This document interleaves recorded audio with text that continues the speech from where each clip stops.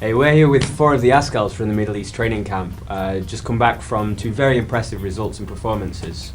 0-0 against Bahrain and losing 2-1 to Kuwait in a very close game. So we'll open it up to everyone. How did you guys find the training camp? We'll begin with Demit. Well, I was only there for the second portion, but still the training was great. The fields were perfect, almost perfect. It was a little bit hot, but I think that the spirits were high after the draw, and we had good belief that we were going to come and get a good result. And you guys did get a really good result in Bahrain. And how was the preparation for coming into the training camp and the training itself? You mentioned it was a bit hot as well. How did people cope with everything there in Bahrain, Matthew? I honestly think it was a great 2 weeks or a week and a half. The level of the players there was probably the best I've ever played with since being in the Philippines. So like for me, it was great playing with those players. It was a bit hot, but we trained that night, so it wasn't that bad. But I think we really came together as a team that trip and looked to push forward to Suzuki Cup. And Patrick, you were playing mostly in midfield there. How's the chemistry with the team? Because it really seemed like, as Matthew was saying, that the team is the chemistry is much better. The level has improved so much more. I mean, you look at the training, the games in September, losing to Laos, drawing with Cambodia. These are teams who are almost 100 places below Bahrain and Kuwait in the FIFA rankings. What has happened to the Azkals in only the last few months to bring that level up so much? I think like we really like a team now. Even there's like players like Ray Johnson or Neil Ettrish are not so much with the team. I really feel like if we're gonna stay in the hotel, we go to the pool like really friends, and it was like so you can see it on the pitch that the chemistry is right, and so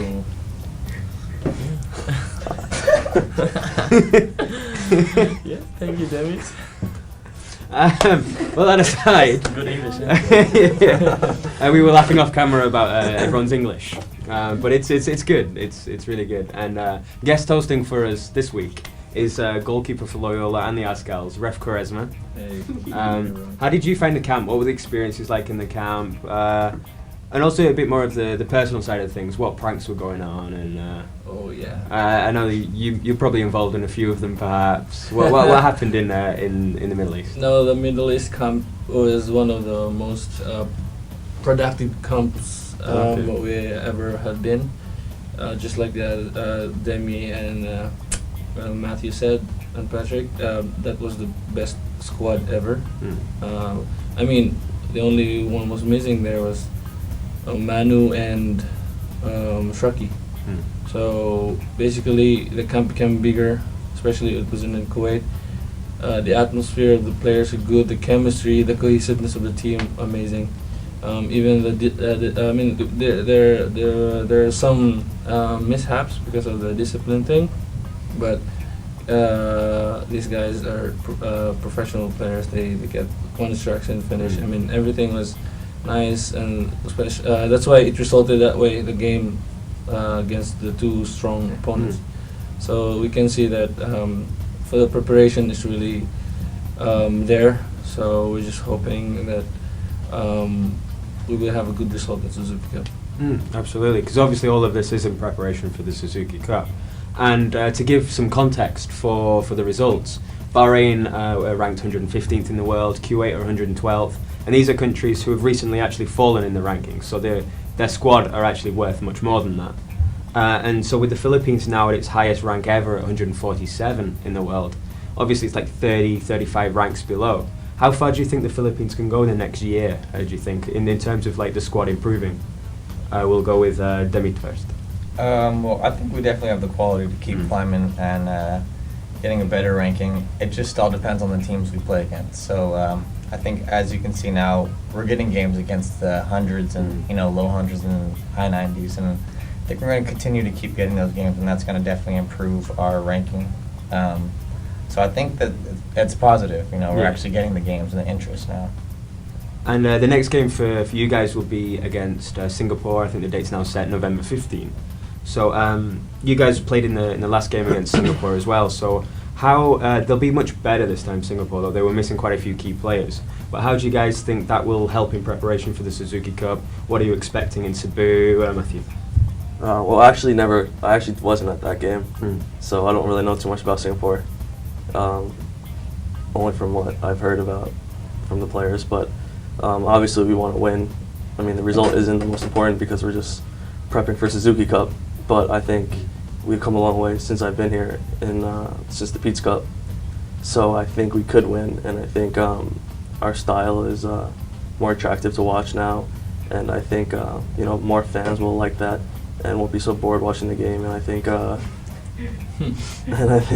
that we could beat Singapore in the future and coming up.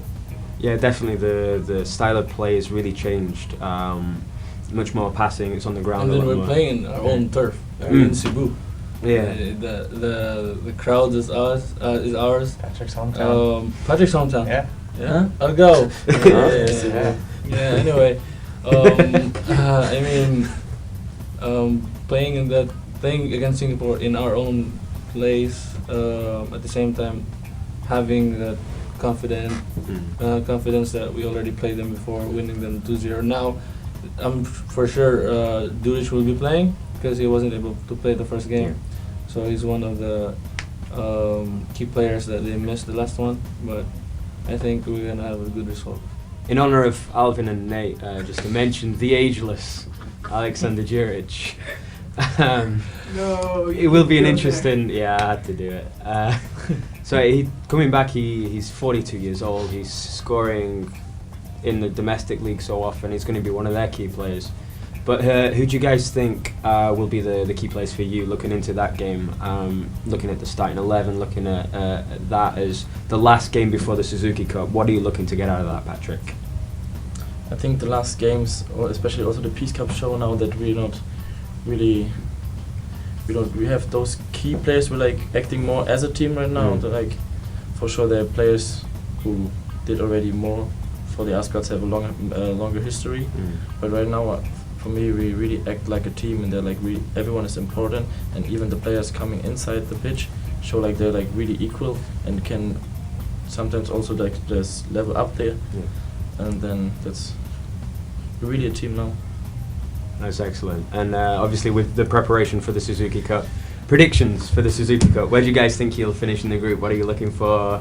Thailand, Vietnam and Myanmar. Myanmar confirmed now as the last team in the group.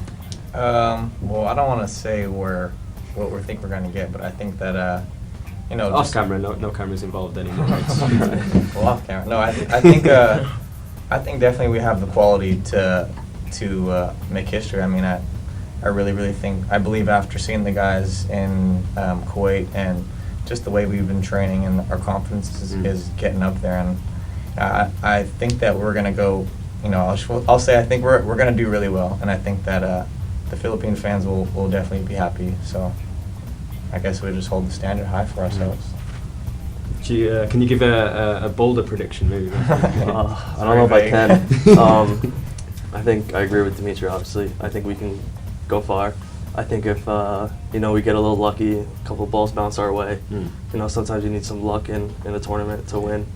I think we can go as far as we want. As long as we play our game and not maybe play other teams' games or seat down to their level. And I think it'll be a good 2 weeks for us. Ref and Patrick. I think we're in a much stronger group with Thailand, Vietnam, Myanmar, but we showed now against that we can really compare with teams like Kuwait. We were really able to create really chances, not like have from luck, chances from luck against those teams. So we should be ready for Myanmar, Vietnam, Thailand. Yeah, this coming Suzuki Cup, obviously the group is not that easy. Thailand, of course, they've been taking care of Southeast Asia for how many years now, and always winning. So it's gonna be a battle. So I think all of the players, like Patrick said, we're already a team. The cohesiveness is there. That there's some changes in each games for the first 11, but the quality and the level of performance in and out players are still there. When you take out one player and then another comes in, the level of energy comes more. I mean, it goes up. Yeah. It doesn't goes down. So that's why we keep on. We compete now with Middle East countries, and then the skills. I mean, the skills of the players individually, amazing. The attitude outside the pitch, amazing. I mean, inside the hotels, during training sessions, I mean, everybody's helping each other. So even the management, we would like to thank the management also. My goodness, the thing that they have been doing for the team outside the preparation. Thank is you, Ace. amazing. Thank you, Ace. Patrick, Ace. It's just amazing. Yeah. Just kidding. Boston. Boston. That's a good one. So good luck, boys, with that. You've got Singapore up first. Obviously, we're hoping for a win in Cebu, and obviously as far as possible in the Suzuki Cup. On a personal level, I actually think the ELO ratings are better than FIFA rankings, and the reason I bring that up is because the Philippines, for the last 2 years, have been the most improved country in the world in how many ranking points they've come up. So obviously, we hope that improves, that keeps coming on, and you really keep showing how much of a team you are, how things have improved so much. So obviously, good luck with that. And to follow that progress, you can follow us at FTW Sports.